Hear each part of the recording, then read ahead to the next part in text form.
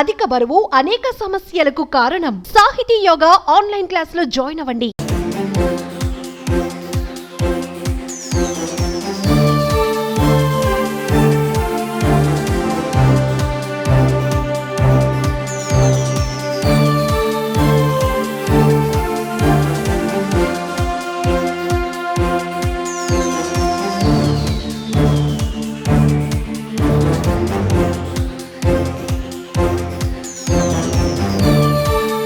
జనసేన అధినేత AP deputy CM Pawan Kalyan తన చిన్న కుమారుడు మార్క్ శంకర్ పవనోవిచ్ తో కలిసి తిరిగి హైదరాబాద్ వచ్చారు. శనివారం రాత్రి 11 గంటల సమయంలో ఆయన తన సతీమణి అన్నా లెజినోవా, కుమారుడు మార్క్ శంకర్ తో కలిసి హైదరాబాద్ చేరుకున్నారు. ఈ సందర్భంగా అగ్ని ప్రమాదంలో గాయపడ్డ మార్క్ శంకర్ ను పవన్ తన భుజాన ఎత్తుకుని మరీ ఎస్కలేటర్ నుంచి దిగుతూ కనిపించారు. పవన్ ముందు ఆయన సతీమణి లెజినోవా కూడా ఉన్నారు. ఈ వీడియో ఇప్పుడు సోషల్ మీడియాలో వైరల్ అవుతోంది.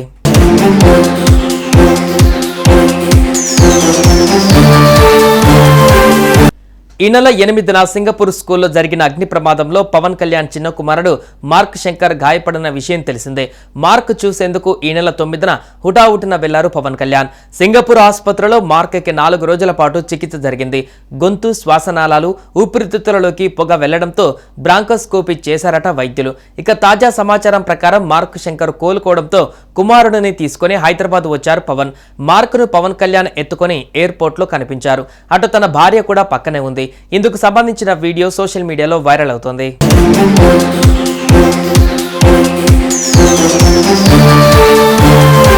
సమ్మర్ వెకేషన్ నిమిత్తం సింగపూర్ వెళ్లగా మార్క్ శంకర్ ను అక్కడి ఓ పాఠశాలలో సమ్మర్ కోర్సులో చేర్పించిందట లెజినోవా.